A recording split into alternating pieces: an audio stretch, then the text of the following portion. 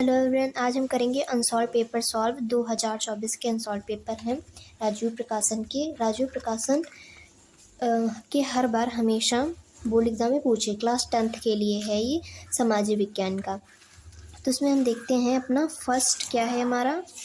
First ये है हमारे बहुविकल्पी प्रश्न है। तो सबसे पहले हम देखते हैं अपना फर्स्ट बहुविकल्पी जो हमारा प्रश्न है। हम जूम कर देते हैं। तो चलिए फर्स्ट क्या है, वियना कांग्रेस के द्वारा फ्रांस में किस शासक वंश की स्थापना की गई थी। तो बुर्बो राजवंश था, उसकी स्थापना की गई थी वियना कांग्रेस के द्वारा। द्वितीय गोलमेज सम्मेलन का आयोजन, द्वितीय जो गोलमेज का आयोजन किया था तो वो हुआ था 1931 में। कब हुआ था? 1931 में। तीसरा हमारा, निम्न में से किस राष्ट्रों को मित्र राष्ट्रों में शामिल किया गया था। तो इस क्वेश्चन का आंसर आप लोग देंगे। ये थर्ड क्वेश्चन है, इसका आंसर आप लोग कमेंट करेंगे कि इसका आंसर क्या होगा। ठीक है, अब हम करेंगे चौथा नंबर क्वेश्चन। सत्ता में साझेदारी का अच्छा उदाहरण प्रस्तुत करने वाला राष्ट्र कौन सा है। तो ये हमारा श्रीलंका है और ये मोस्ट इम्पॉर्टेंट क्वेश्चन है। ये मोस्ट इम्पॉर्टेंट क्वेश्चन है जो हर बार पूछा जाता है। ठीक है, अब ये वाला क्या है हमारा, संघात्मक शासन प्रणाली में अधिकारों का विभाजन होता है। तो केंद्र और राज्यों के मध्य होता है। किसके बीच होता है? केंद्र और राज्यों के मध्य होता है। इसमें जो जितने भी क्वेश्चन है किसी न किसी साल पूछे ही जाते हैं। तो आप लोग ये अच्छे से लर्न कर लीजिए वाले क्वेश्चंस, क्योंकि मोस्ट इम्पॉर्टेंट क्वेश्चन है। ठीक है, अब हम करेंगे छठा नंबर क्वेश्चन। संसदीय प्रजातंत्र की स्थापना किस देश में हुई थी। तो ये हमारी इंग्लैंड में हुई थी। सामाजिक उपबंध सोशल कॉन्ट्रैक्ट नामक पुस्तक के लेखक कौन है, ये क्वेश्चन पूछ रहा है। तो इसको जो लेखक थे वो रूसो थे। रॉलेट एक्ट कब पारित हुआ? 1919 ईस्वी में। ये भी मोस्ट इम्पॉर्टेंट क्वेश्चन है। मैं जिसमें मोस्ट इम्पॉर्टेंट करी वो आप लोग अच्छे से ध्यान से याद जरूर कर लीजिएगा। फिर क्या है, विश्व व्यापार संगठन WTO की संस्थापना कब की गई थी। सन पूछ रहा है। बहुत सारे क्वेश्चन होते हैं जिनमें सिर्फ सन वाले क्वेश्चन होते हैं और ये मोस्ट इम्पॉर्टेंट क्वेश्चन होते हैं। ये 1995 ईस्वी में इसकी क्या हुई थी, हमारी स्थापना हुई थी। भारत में पंचायती राज्य की स्थापना कब हुई थी। तो इसकी 1992 में स्थापना हुई थी। ठीक है, 1992 में इसकी स्थापना हुई थी। भारत में कितने प्रतिशत भू धरातल का मैदान का विस्तार है। तो कितने धरातल का है? 43%। कितना है? 43%। ठीक है, फिर क्या है, निम्नलिखित में से कौन सा पत्तन बंदरगाह, जिसको हम क्या बोलते हैं, बंदरगाह, देश के पूर्वी तट पर स्थित है। ये क्या है? विशाखापट्टनम। क्या होता है ये हमारा? विशाखापट्टनम है। ओके, अब इसमें देखेंगे अपना 30 नंबर क्वेश्चन। इनमें से किस नदी पर बहुउद्देशीय नदी परियोजना नहीं है। इसमें किस नदी पर? देखो, एक है हमारी सतलुज व्यास, एक है महानदी नर्मदा और लास्ट हमारा ऑप्शन है यमुना। तो यमुना नदी एक ऐसी नदी है जिसपे बहुउद्देशीय नदी परियोजना नहीं लगाई गई और अब बाकी उसमें लगाई गई है। ठीक है, तो अब हमारा 14 नंबर क्वेश्चन है। निर्धनता का सर्वाधिक प्रकोप वाले राज्य कौन से है, जिसमें निर्धनता का सबसे ज्यादा प्रकोप है। तो वो हमारे बिहार और झारखंड में थोड़ी ज़्यादा निर्धनता पाई जाती है। ठीक है, और बाकी जो ये राज्य है इसमें इतनी नहीं पाई जाती है। ठीक है, झारखंड का कोडरमा अग्रणी उत्पादन है। क्या है? अभ्रक है। ये भी हमारा क्या, मोस्ट इंपॉर्टेंट क्वेश्चन है। क्या हमारा? मोस्ट इंपॉर्टेंट क्वेश्चन है। आप लोग इसे टिक कर लीजिएगा। ये क्या है हमारा? अभ्रक का जो उत्पादन होता है वो कोडरमा अग्रणी है। ठीक है, फिर क्या है, वैश्वीकरण की नीति से किस क्षेत्र को लाभ नहीं हुआ। ये एक नीति होती है तो इसे किस क्षेत्र को, सेवा क्षेत्र को लाभ हुआ, विनिर्माण क्षेत्र को लाभ हुआ, लेकिन कृषि क्षेत्र को हमारे लाभ इससे नहीं हुआ था। ये जो नीति चली थी वैश्वीकरण की, इससे हमारे कृषि क्षेत्र को लाभ बिल्कुल भी नहीं हुआ था। अब क्या है, कह रहा है हमारा, एशिया के उन देशों के नाम बताइए जिनमें दो भाषाई और जातीय समूहों में संघर्ष था। तो ये कौन से दो देश हैं हमारी? श्रीलंका और लेबनान। कौन से हैं? श्रीलंका और लेबनान।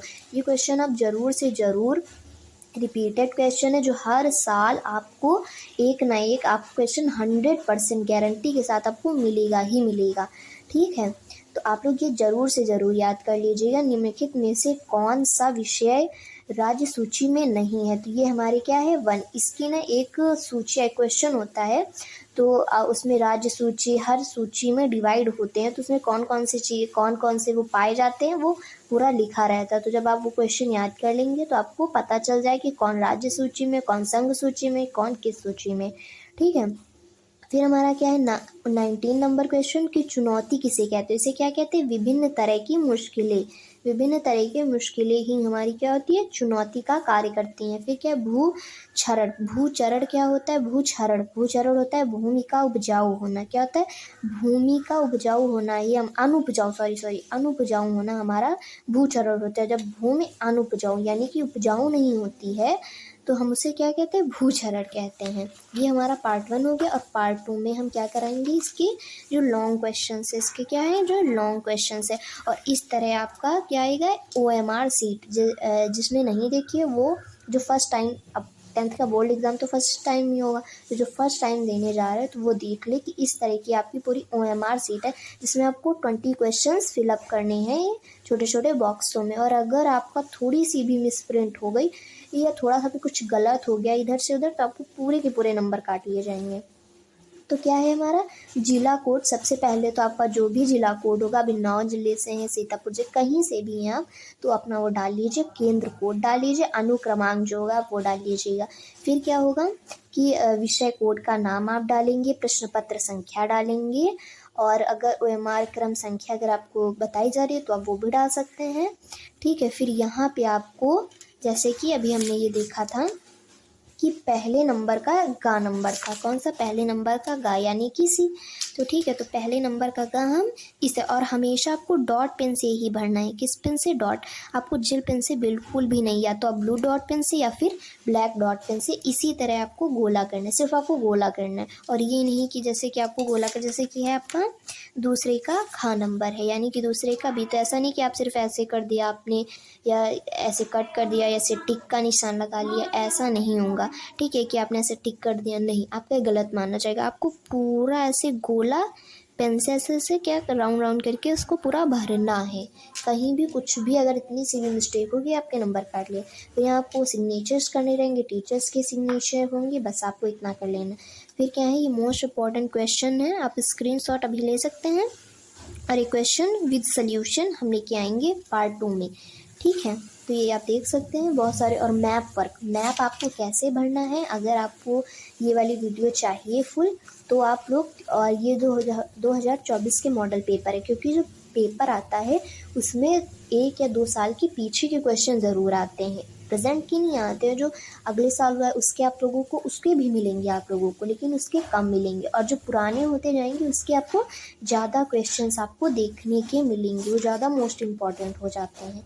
तो जैसे कि इसमें हम आपको जैसे मोस्ट इम्पॉर्टेंट बताएं, तो जैसे कि संघात्मक न्यायपालिका ये मोस्ट इम्पॉर्टेंट है आपका, और पूना पैक्ट ये भी बहुत पूछा जाता है। ठीक है, और इधर अगर आप देखें तो कौन सा मोस्ट इम्पॉर्टेंट, हाँ, जर्मन का एकीकरण ये मोस्ट इम्पॉर्टेंट है आपका। ठीक है, बेट्स वुडेन ये भी आपका काफ़ी बार पूछा गया है। फिर क्या है, विकेंद्रीकरण ये भी मोस्ट इम्पॉर्टेंट है, ये भी पूछा जाता है। मृदा अपरदन को रोकने के उपाय ये तो बहुत ही इंपॉर्टेंट है, हर पेपर में रखा ही रखा है ये तो क्वेश्चन।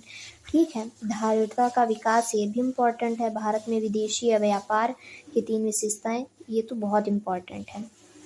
और ये आपका मैप वर्क है, मैप वर्क आपको कैसे करना है, कोई भी कंफ्यूजन हो तो आप लोग कमेंट में कीजिए कि मैं विद सल्यूशन आपको कैसे कैसे बढ़ना है, क्या करना है, तो वो मैं आपको बताऊंगी। ठीक है, तो थैंक्स फॉर वॉचिंग। अगर आप लोगों को वीडियो अच्छा लगा हो तो लाइक, शेयर और सब्सक्राइब कर दीजिए, और अगर कोई डाउट्स हो तो कमेंट कर दीजिए।